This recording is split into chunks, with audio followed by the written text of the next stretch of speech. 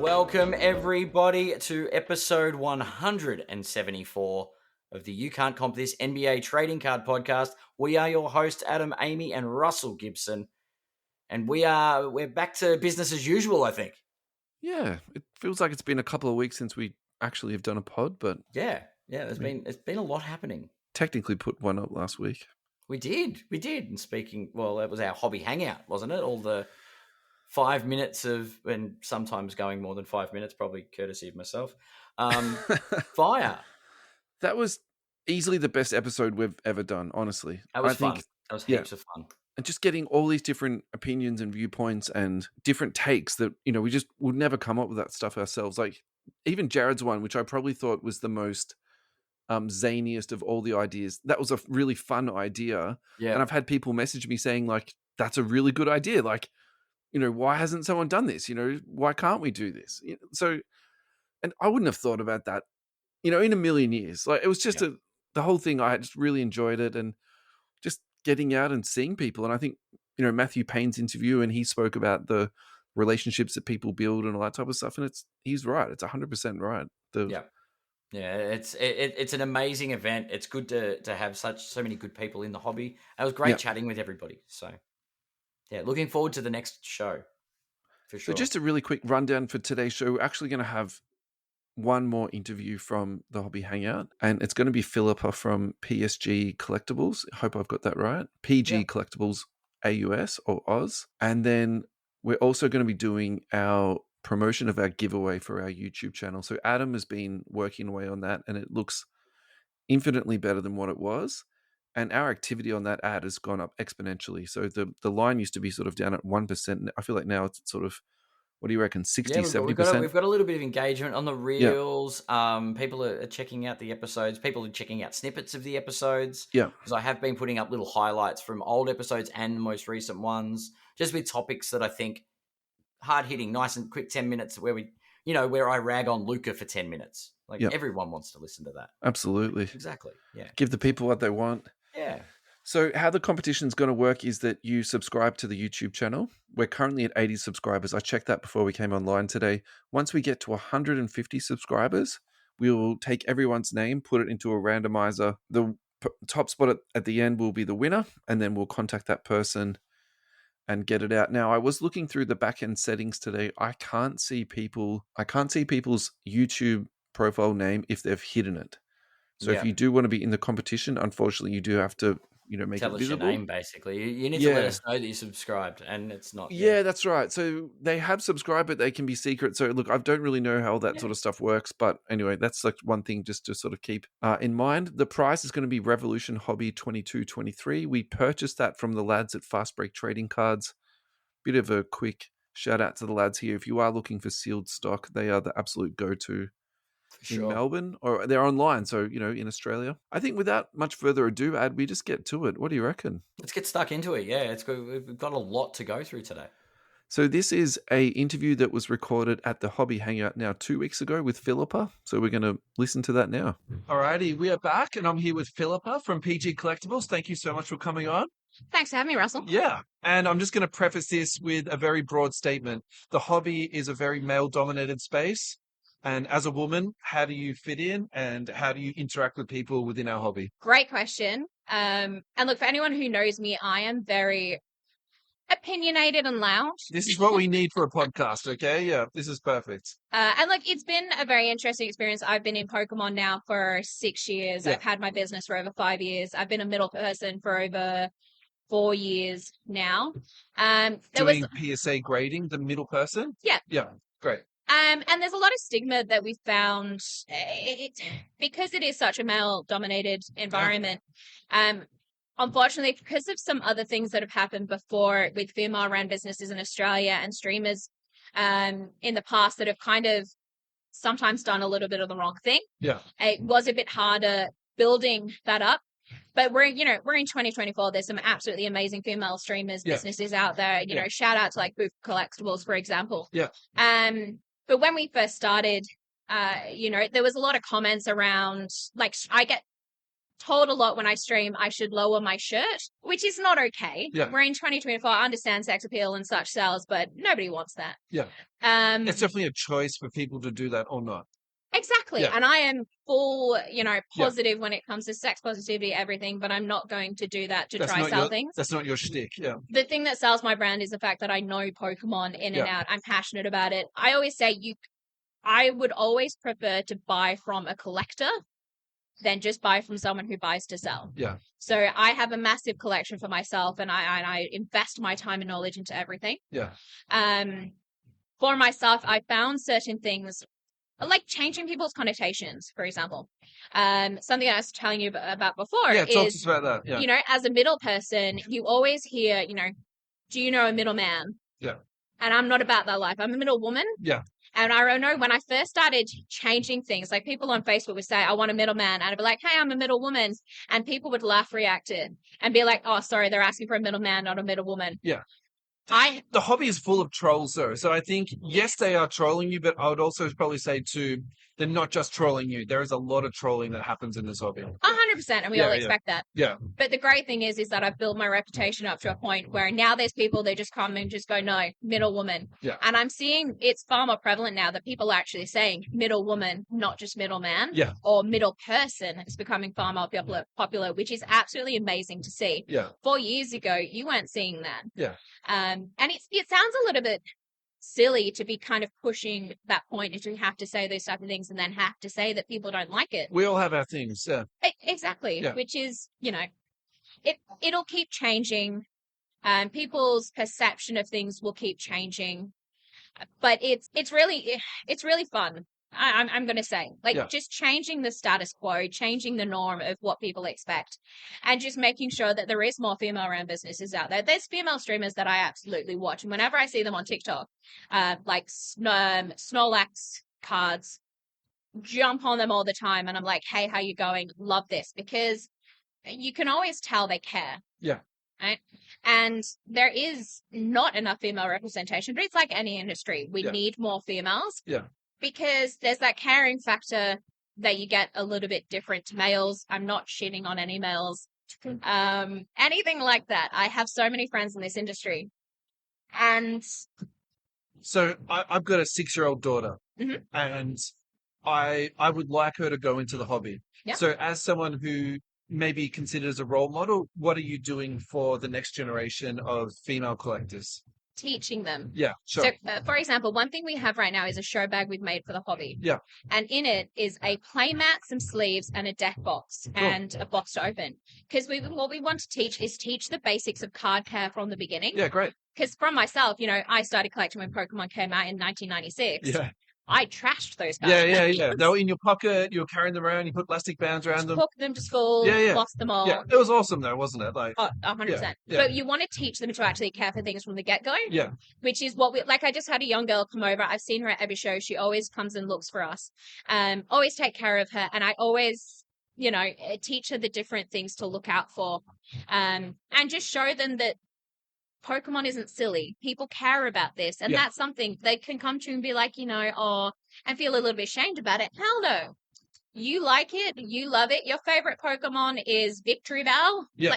Don't let anyone shame you for that. It's about teaching them the love of the hobby. Good place also here to meet people who have the common interests as you. I think sometimes until you meet those people that have common interests, you can feel a little bit like that. Yeah. Exactly. Yeah. This is one of my favorite things I've done in Pokemon is I have a group chat.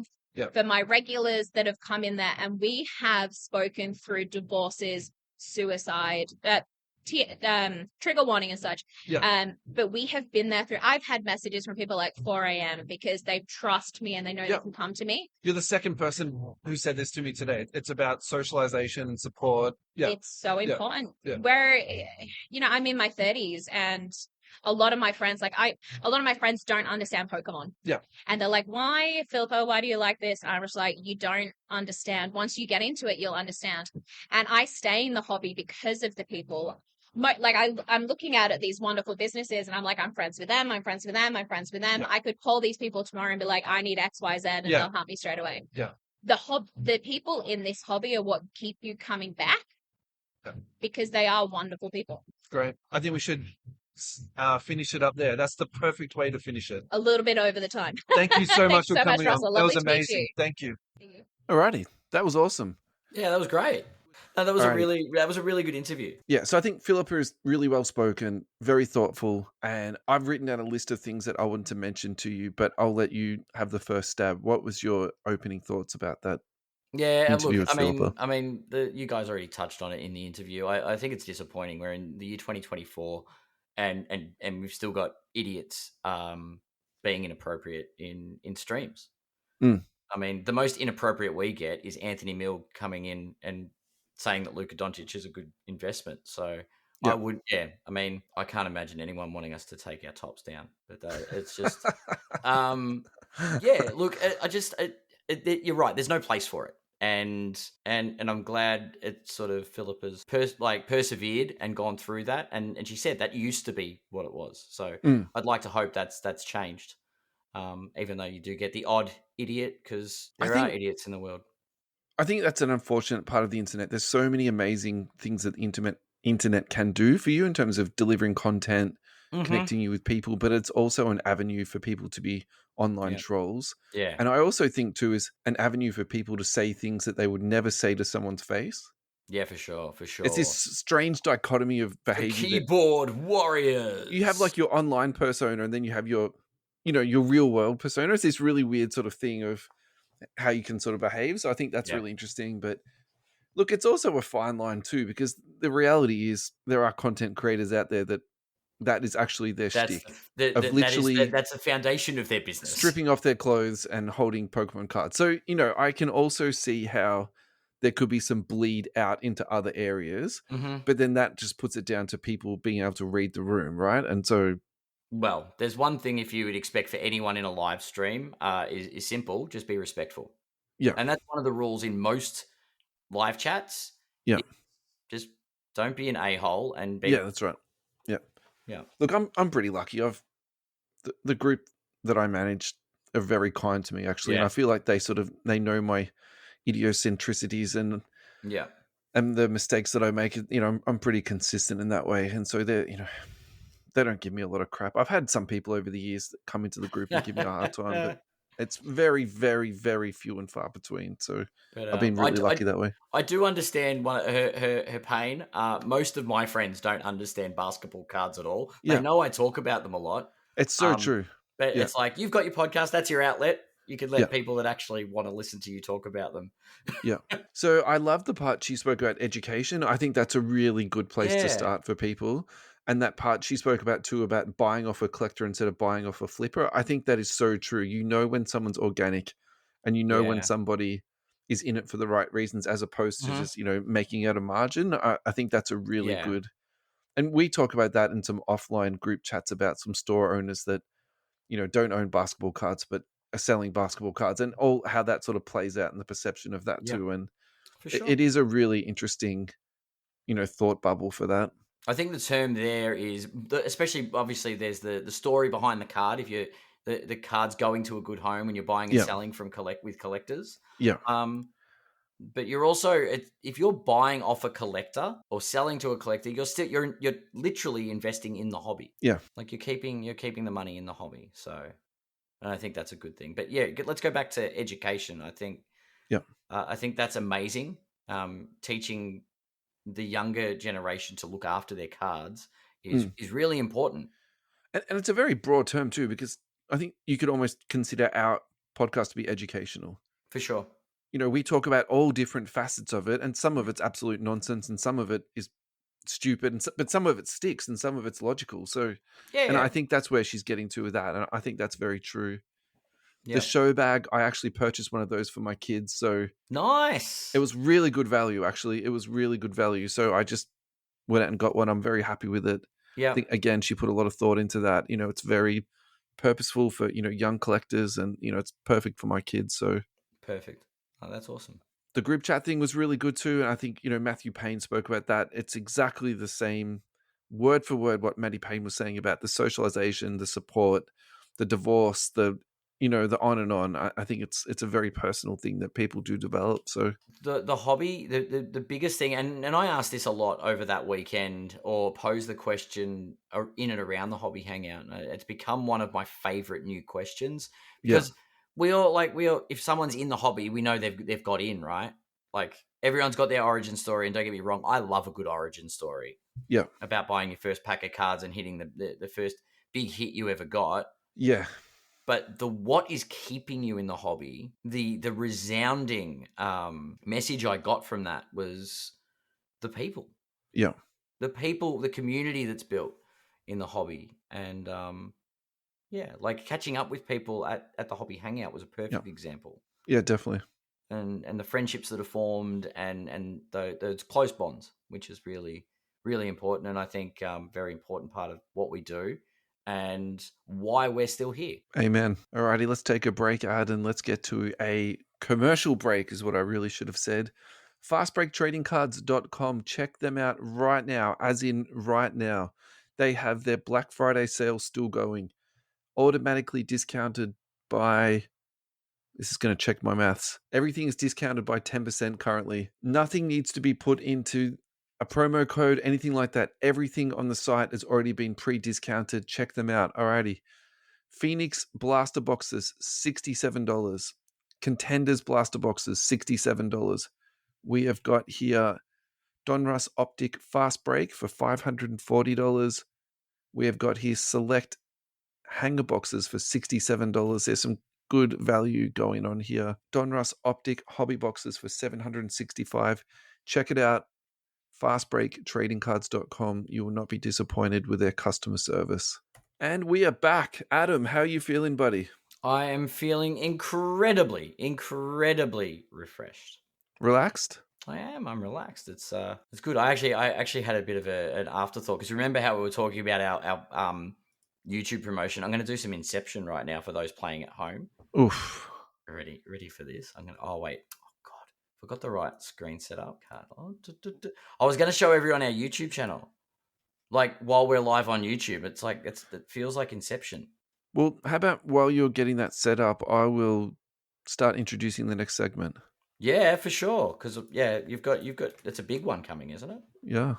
Well, come on, there was a play on words there. That was funny.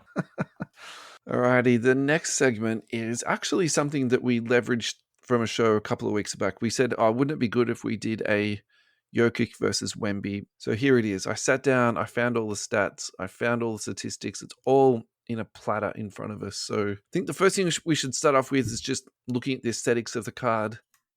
Adam, which would you pick just for the pure aesthetics? Oh, are we going on aesthetics with We're going to go through the whole lot, mate. We're going the whole lot. I'm taking the Wemby. I have to admit, I like the Wemby too. I know taking Wemby.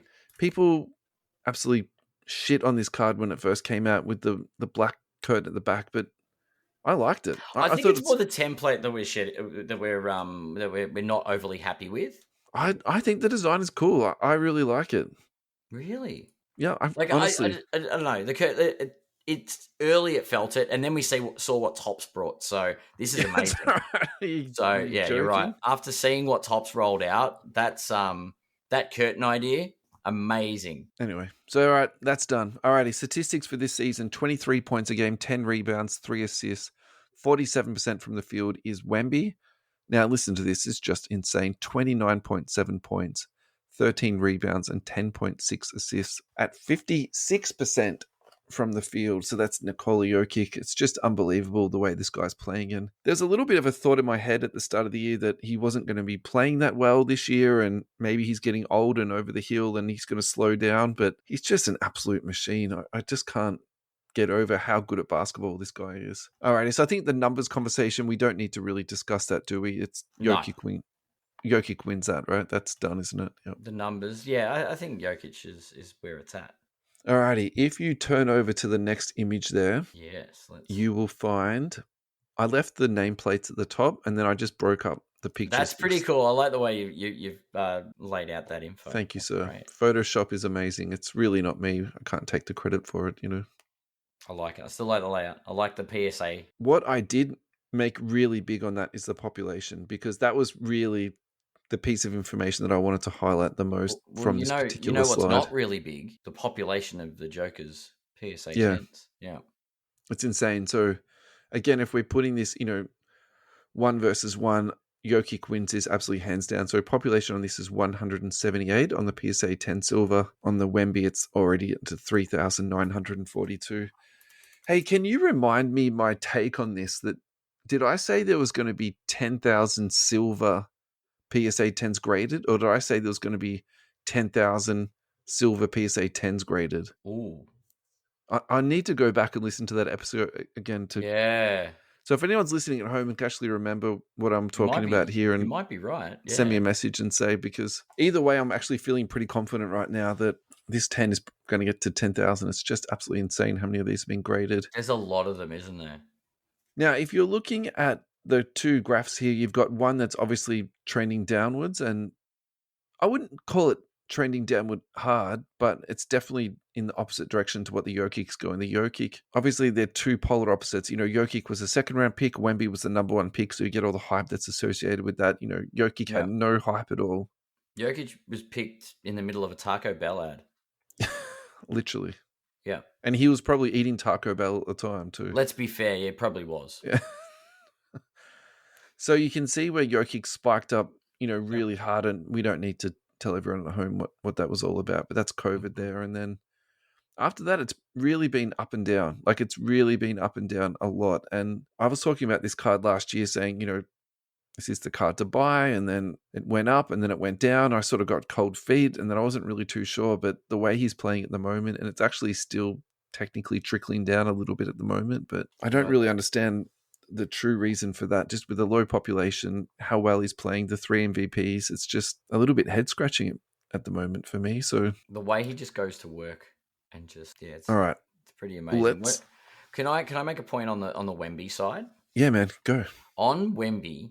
Now, we were talking about this the other week when we were talking about Luka. Is that just an example of the hype tax in action? Just flesh that out a bit more, because I'm not 100% so sure. When we were talking about Luka the other week, we were using Tatum as that steady guy that was always at that $700 to $800 mark, right? Yeah. And my thought is Tatum and Luka are about the same, except everyone's paying the hype on Luka as if he's already won. And that's where the gap is. Sure. Wemby came in and everyone lost their mind and bought that card for $2,500. Is this like year 3 or 4 Wemby prices? If he does fulfill the hype, if he lives up to the hype, that's where the card hits. Like the prices that it was going for early, or does the pop just kill it? The way I perceive this is that it was huge hype that came out around it, and then as that hype has died off, the sale prices come all the way down. He settled in at that Luka price. That Tatum price. It's interesting. Yeah, which I think is a fine price, by the way. Like, considering, what he's done, and you look at his body type and the sort of the injury risk that I associate with that sort of super thin body. Yeah. I think for me, really, it's the population. I think that's what's really going to hold this pricing back on this. Even if he's the next Michael Jordan, I still don't see this card ever being, a really, really valuable card, just because of how many I still think is going to be coming out to get graded. Yeah. Because if you're looking at the PSA grading numbers that's coming out each month, it's still Wemby leading the basketball charge. Yeah. Okay. But so look, I think at the end of the day, the question is really, which one would you buy? Would you buy 3 Wembys, or would you have 1 Jokic? There's temptation with Wemby because of the price point at the moment, but the pop count difference, I just did it on the calculator. It's 22. It's more than 22 times the pop count. So why wouldn't you buy Jokic at that? Like, I think Jokic at the pop count of sub 200 with what he's already achieved, I think that price point of less than 3K is a really good is a buy. Yeah. Yeah. I get, like, the price tag of 2,600 is high, so I get why people have stepped away from that or aren't trading on that. And it's also really interesting. Look how many sale points there are for the Wemby. Okay, it's just insane. There's so many sale points there. There's only 178 of the Jokic, so you can't sell it too many times. But if you want to, like, define liquid, like, that is the definition of a liquid card. Like, that thing is getting traded, 2 or 3 times a day. So, I think that's good for the hobby, though. I think having a card that's liquid, and, if it settles into a point where it's being traded healthily at that sort of, $600 mark, I think that's totally fine. I think my word of warning here is just don't overpay for this card, because the risk is that it could bottom out, quite badly. Yeah, we've And maybe seen that's the play. stuff You happen wait for with it to, Jar, Zion, you wait for it to Yeah. bottom out, and then you pick up a couple. I think that's totally fine. Just a really quick update on Tatum. It's currently trading at 690, so it's actually higher than a Tatum still. Like, that's nuts to me. That's crazy.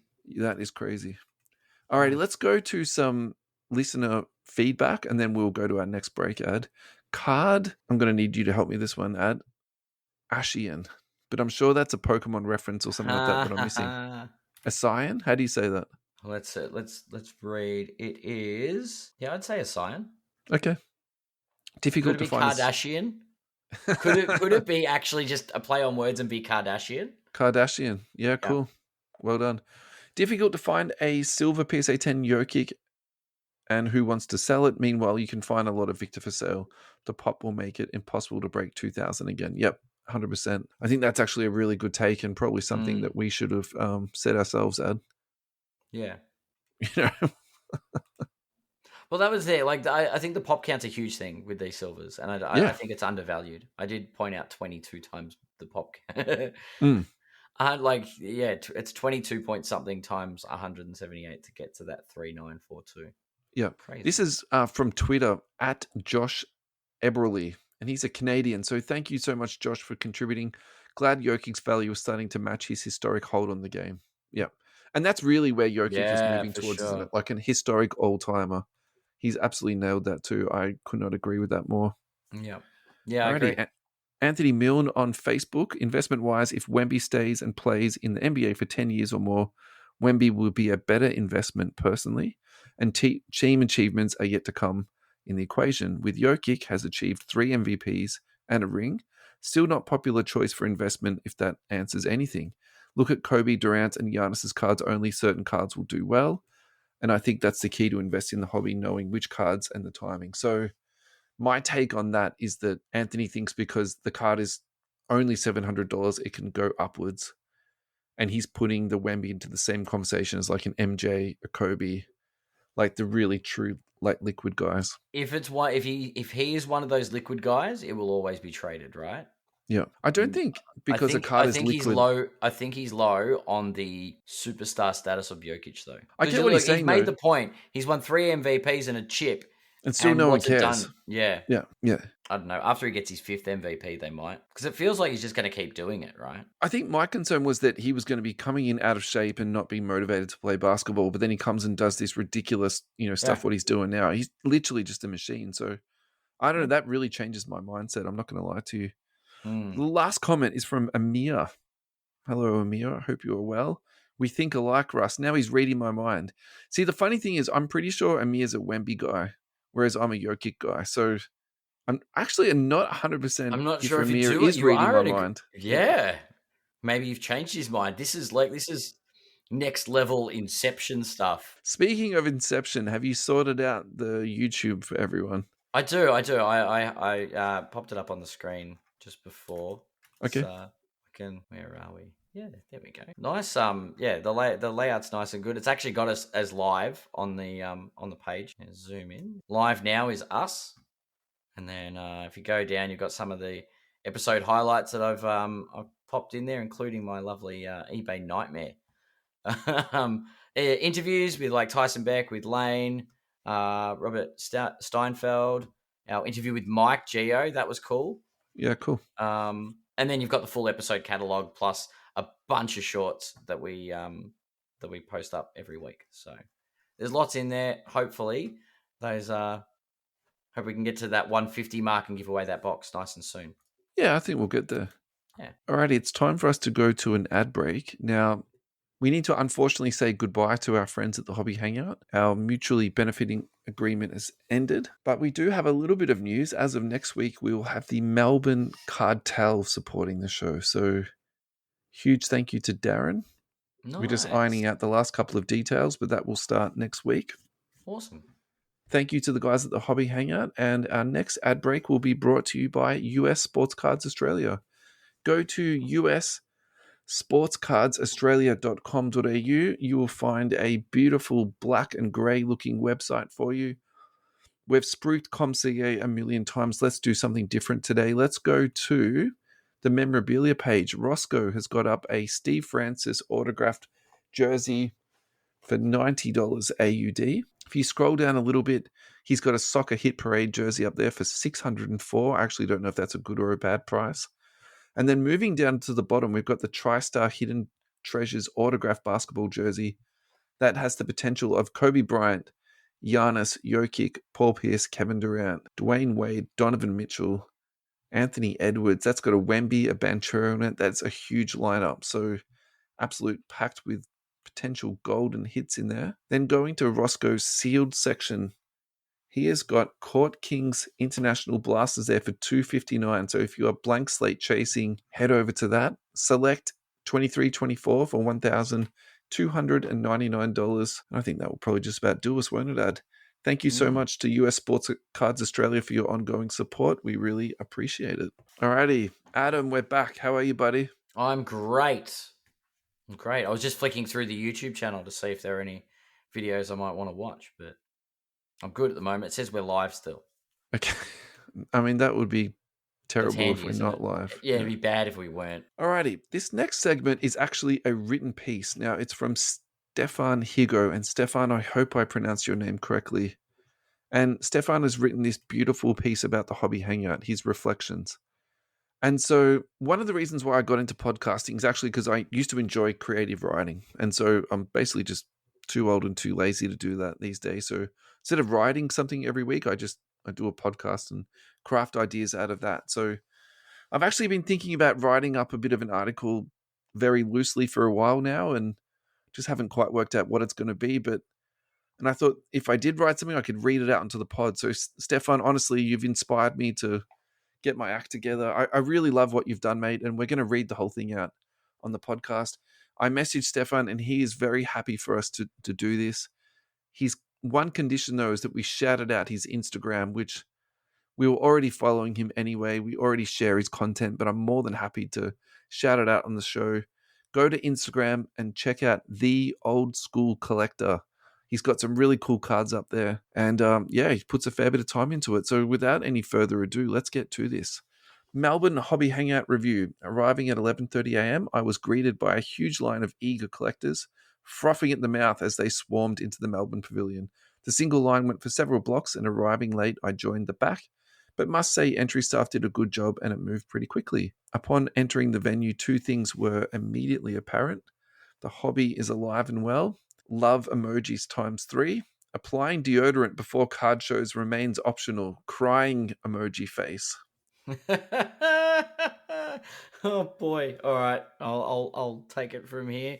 The atmosphere inside was electric. Like most collectors, I'm always keen to get in a quick lap to see what's around. But the early crowd was so big that it was actually difficult to get close to some of the display cases. No doubt, some early bargains were had by some lucky collectors, as there were noticeable gaps by the time I finally got around to some of the displays. You can go. I was going to do a second paragraph. While purely a basketball collector, I must admit I do appreciate looking at some high-end stuff from other sports, AFL soccer. I like that separate sections at this show were put together for Pokemon dealers, etc., which seems to work well for everybody. I may even start collecting Pokemon one day. Well, go talk to Phillipa, mate. That would be perfect. From my observations, plenty of dealers were keen to buy and trade at this show. This obviously benefits the attendees selling and getting deals done. But the added benefit is that displays get updated with fresh new cards during the show. Yeah, which is true. Huge respect to a couple of dealers that I watched purchasing cards from young kids. Let's be real, cards they probably didn't need. Yep. Absolute assets to the hobby, you guys. Having said that, some of these kids can actually hustle with the best of them. So you were probably ripped off. As a fan and collector of old school NBA, it was great to see a couple of dealers with a few vintage basketball cards in their display cases, something we don't see much of locally. One dealer even had a couple of graded 1961 Fleer singles. If you know, you know. I saw those. Yeah, I managed to pick up a nice cheap vintage Topps Dr. J card and should have bought a nice Topps Kareem too. If the seller is listening to this, please DM Stefan. We've been well and truly spoilt for card shows in Melbourne in 2024, and after attending 2 Melbourne Hobby Hangouts and the recent Oz National, I may be a little bit card show fatigued, but to me, this shows seem to be lacking some of the high-end fiber and real quality pieces that I've seen at previous shows. One downside, which I must mention, was seeing the same overpriced cards on display from the same sellers, who had them on display at the same prices at both the previous Hobby Hangout and Oz National. If it ain't selling, there's a reason. Drop the prices, amigos. I get there is room to negotiate, but when the starting price is way too inflated, most, including myself, won't even bother. The barista setup at the front door was a nice touch, and I think the bar is a great addition at the Hobby Hangout. I didn't have a beer this time, but there is nothing better than strolling around on a Sunday afternoon with a stubby in hand and admiring sexy cardboard. The food trucks, as always, were popular with hungry collectors. Smash Burgers elite, and let's be honest, there is nothing worse than being at a card show with no caffeine and an empty stomach. Yes, Card Fair, I'm talking to you. The speaker setup is a little bit awkward in my opinion, really loud on the microphone, and not many at the show seem to be listening, care, or paying attention. Probably some worthwhile topics being discussed. Tips for card grading was one, but in the middle of a busy show, it's just background noise and probably needs to be done in a quieter area for people that are interested in the topics so they can be discussed. Yep. What I'd personally like to see at the show is more variety. Dealers selling cards not already offered up online and unique to the show. This promotes benefits for the die-hard collectors who actually show up to these events, although I appreciate attendance is difficult for those living in other areas. I'd also like to see more variety in memorabilia, e.g., graded Sports Illustrated magazines, signed photos, jerseys, posters, starting lineup figures, etc. The dealer selling mini Nike shoe keyrings in mini Nike boxes would have cleaned up. A perfect stocking stuffer for Christmas. Shout out to Jono for the awesome t-shirts. I'll be wearing my Jordan rookie card t-shirt to the next show. Apologies for the long read, and I get that everyone is looking for different things at these shows, but I thought I'd share my thoughts and personal experience. I do enjoy attending these card shows, and one of the absolute best parts is getting to catch up with some great, genuine people in this hobby and meeting new people I've dealt with online. Just having a chat and having a laugh. Looking forward to the next one. Look, just an amazing article. So thank you so much for that, Stefan. And what's your thoughts? Where are you at, man? I'm very much I'm very much in the same opinion. Like I think it's great to have such good people in the hobby. The fatigue thing I did question because we'd been to 2 hobby hangouts, we'd been to the national. But I feel like there are some dealers out there that really take on board everything and have been listening and sort of paying attention. I don't know. It seems like there's a split. Yeah, look, there's a lot in this article that I agree with. The only thing I disagree with is the deodorant part. I mean, if you put on deodorant and then you sweat through it because you're seeing all these amazing cards, like that's you can't help that. You know what I mean? Yeah, exactly, exactly right. So, the deodorant thing, I'll give people a pass on. Like, you know, I get what he's saying, though. It can be brutal at some points when you're all, like, pretty clammed up together. For sure. The part about the negotiating, that's 100% true. There was a couple of cards I looked at, and I checked comps on it, and it was, like, triple. And I just didn't even... I was like, what's the point? Like, what are you going to do? You're never going to negotiate to something that you'll be both happy with, right? So... I 100% understand what he's saying on that, but from a dealer's perspective, I get that too. Like if you picked it up in the last couple of years and you might not want to take a $2,000 loss on it. So, but what about rotating what you've got on display? Sure. Like there's got to be a happy medium somewhere, right? Yeah. So I actually saw something in a US card show where they're making, you know, Instagram content or whatever. And they were talking to the guy about that. I think the question was, what's the biggest loss that, you know, you're going to take on a card? Yeah. And he paid, I can't remember what he paid for it. Let's just say he paid $8,000 for it.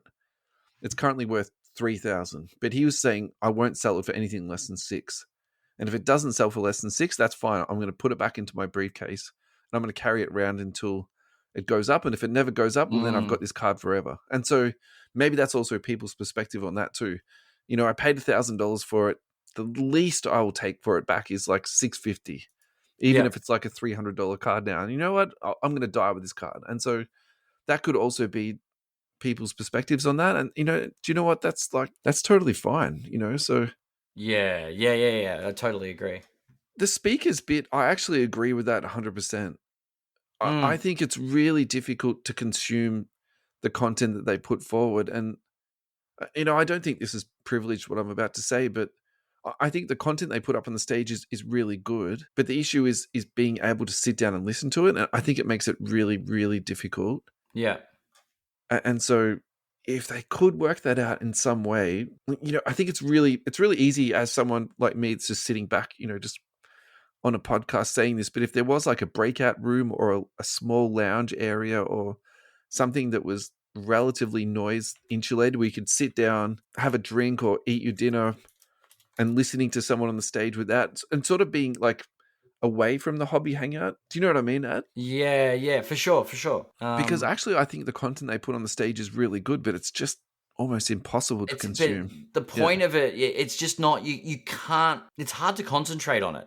Yeah. Even if it's a super interesting topic, because you're right in the middle of everybody trying to look, and it's that busy spot. And there's a sound guy there too. They've actually got someone there like mixing the sound and, putting on like DJ music. So it's not like that's even an issue per se, where they've just got like some crappy speaker there and just someone holding a microphone that's got all this feedback in it. Like it's actually, the sound is good. That's not really the issue. It's just the whole sort of setup of it. So anyway, and the variety bit, look, I get what he's saying on that, but I think that's also just the size of our population and, and how that sort of works. And that's sort of out of our control, I well, guess. I was just going to say, I think that's going to change over time because it's growing and we're seeing the growth now. We're seeing more and more tables come out.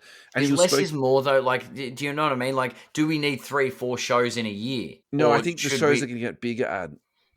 But do we do 2 big shows in a year? One Hobby Hangout, one National? Yeah.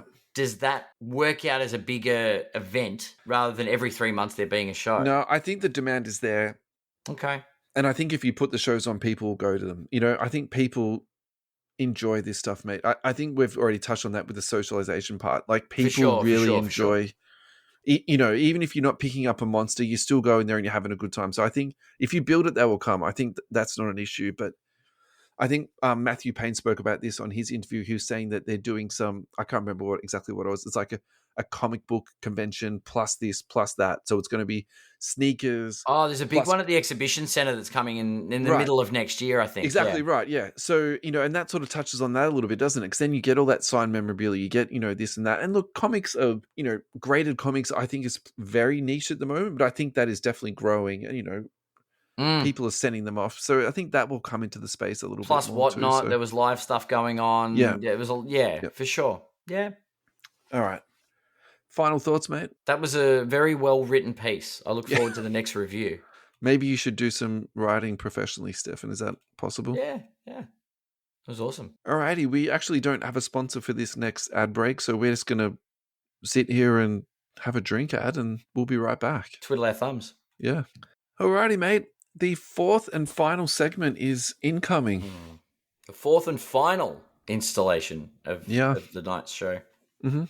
Cool. So would you like to talk about repacks? I mean, I don't particularly like repacks personally, although actually no, I do like repacks. Sometimes I think there are some repackers that are better than others. How about that? Is that a good place to start? Okay, let's take one step back. We went out and had fried chicken and got drunk after Hobby Hangout, and this was the most intelligent thing that we came up with, was a whole piece about repacks. So I think that's where we should start. We asked some questions. Yeah, some questions were raised about repacks. The first one was, what is their place in the hobby? Sure. So let's start with that. What do you think the place in the hobby is for repacks? All right. So my thought with repacks is it's an opportunity to fill gaps within the market, right? Sure. Obviously, we have a variety of price points. So when I say variety of price points, you might be, if you don't want a pack of hoops for $5 or a pack of Donruss, like what are your different options on that way up the ladder? Yeah. And I think repacks create a bit of excitement in a certain price point space. And it's not just the low end space, because I went to the Melbourne Cartel and I grabbed a pack and I got an Aurora. It was really good. Like, it was What was the buy-in for that repack? 25 or $30. Like, Yeah. it wasn't much. Like, it was like a $30 repack, I think. Yeah, I was just like, oh yeah, grab one of those, see what it's about. Pulled an Aurora. Trae Young, I think it was. I think the problem with the product is it's either everything's loaded up so that the big money card at the top means that either 80% of people are going to be disappointed. It's finding that balance, right? Because it's a costing exercise. But there's got to be this balance. There's got to be some value for the consumer. And the other problem I found, and this is a situation where I was about to buy a repack and the money card went at the Hobby Hangout. I was about to buy a $100 repack and the people that cut in front were just going on and on and on. One finally went, all right, I'll grab one, and got one. And he got the money card. And I'm like, well, I don't want the repack anymore. Literally. Like, bye. Why would I want it if the big card's gone? But the big card's what everybody's there for. So how do you keep people invested in this space? Like, it's got to be a win-win. There's got to be a balance. I think there's a place for them in the hobby. And I think my point and the question I posed in the run sheet when I think it was the next day I sobered up a little bit and phrased it as best I could.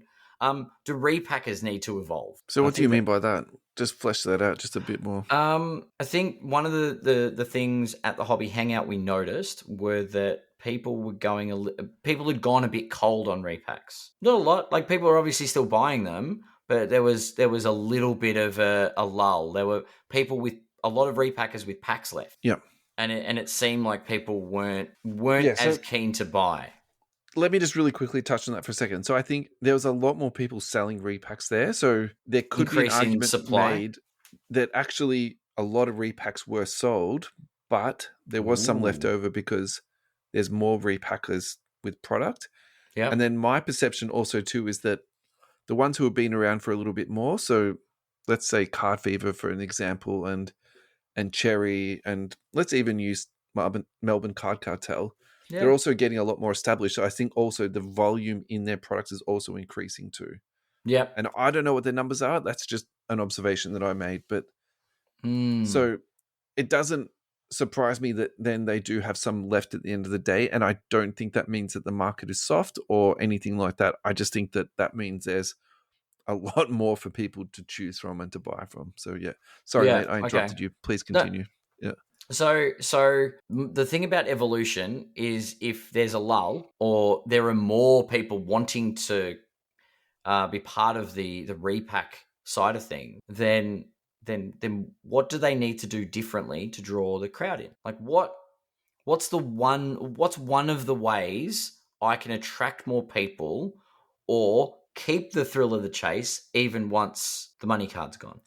So typically competition's a good thing, and I think more people doing repacks is actually good, in my opinion. I think this is good for the hobby. I don't think it's a bad thing. Yeah. And I think the hobby itself speaks volumes about when they give feedback. Yeah. So I think for me, how do you get people in? I think transparency is a really good thing. So showing what the top hits are, checklists are, and all the cards all the way through. I actually think that's what should be done in a repack. And the other thing... A full checklist. That is my opinion. Yeah.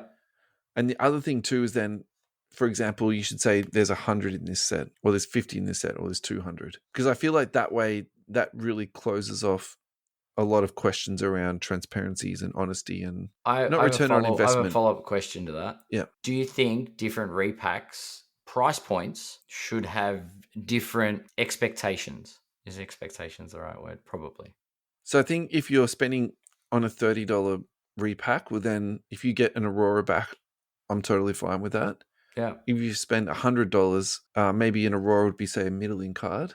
And if you spend $500, you might say, well, actually, an Aurora is like the worst card you could get out of it. So that'll be the way I would say in terms of expectations. Because obviously with the higher end repacks, and this is probably where a lot of the discussion started, where it's where does it feel bad the worst? So if I'm spending $30 on a repack, you know what? If I end up with a $5 card, I'm probably not upset. I've lost 25, like $25 value guy. Oh, I could have just bought this for $5, whatever, right? Yeah. But it scales. If I'm spending $100 and I get a $40 card, I'm like, I've just lost $60 of value. If I've bought a $300 repack and I pull a $60 card, I would be furious. So the question I get is, at what point doesn't it feel infuriating to pull a dud? I think that's I understand there's got to be a balance thing, and it's a personal thing. It's a really personal thing, and I think that it really does depend on the way you perceive loss and the way that you handle loss, and also to budget. If I can be honest with you, I really think it comes back to that too, of how much you can stomach losing before you don't feel happy about it, right? But yeah, I think we probably at this point of the conversation, I've sort of been waiting to thread this in. I think really where repacks came all about is because obviously people have got a lot more cards on their hands because people have been going to breaks and buying singles and stuff. But it also came about too is because the return on box breaks, particularly during COVID, was so terrible that even if you put together a crappy repack, it was still better than anything that Panini was releasing. And so I think that's part of the conversation you need to have too. It's like, okay, so if you skunk in a break, you're probably going to get nothing or a couple of base cards. But if you get a bad card in a repack, you can actually make the argument it's still better than anything you're going to get into a break. And so you can also have that mindset a little bit too of, it can be really difficult going into breaks and going into repacks and expecting to get something back from it. And this is probably leading into my next part. If I can be honest with you, a major reason why I go into breaks and repacks is sometimes due to laziness. Yeah. I can't find the card that I want. I can't find something in my price bracket that I'm happy to spend, but I've got $50 to spend and I want to spend it on cards and I want to jump into something. Yeah, for sure. Okay, I'll take that $50. I can go into Noir. Okay, I got nothing back, but I didn't have to think about it too much. I've had a bit of, fun. Okay, I've got $50, or in the case you used $30. Okay, here's my repack, and I'll have a go into that. And I think if I'm being like really brutally honest about the way sometimes I look at the hobby and the way that I'm playing the game sort of per se, I think it does come down to how much money do you want to spend and lose. Do you know what I mean? Yeah. Well, there's the gambling aspect. Yeah. Agreed. Anthony Milner's made a comment about it in the chat. Yeah. So he's gone, live repacks don't work either because there's a limit on the availability and it's revealed on the day. I reckon if it's live, it's got to be a lucky dip system. And I'm like, well, is that what repacks are? There's sort of like a lucky dip. Absolutely. But it's the question, and I think it circles back to I want to know if I'm in a lucky dip and you're not telling me the print run of the repack I'm going into. You're showing me a board with 10 cards. Did you pack 500 or did you pack 50? Yeah, that's right. And I think that does make a massive difference. Yeah. Like I want to know the odds of the gamble I'm taking. Because it is a lucky dip. It's a random thing. And you're right, Russell. Like, I don't disagree at all. Like, you need to be prepared to lose when you go into a lucky dip. Definitely. You might skunk. Well, but I think you need to know. You need to know what you're. Yeah. You need to know what you're buying, like what type of repack, because not all repacks are built the same. Is probably the point I make with regards to some are fine, and you go, it's whatever. It's pulling your out of your wallet. You go, $50. Let's see what I get. And you pull a dud card. You go, oh well. Or you pull $100 card. And go, yeah, look at that. I got a good card. Yeah. But as far as those, I think the fun, especially with the all the young people we were seeing, the young families and stuff at the Hobby Hangout, I think those lower price point repacks, I would have it as some way for the younger enthusiasts to have a little bit of fun. And one of the points I made in the little chat, just a thought piece, is could you imagine a repack that was, I don't know, a $25 repack, but in the release, and the repacker was like, oh yeah, we've got complete insert sets from like retro. Yeah, sure. Explain this to me a bit more, man, because to be honest, I didn't really understand it.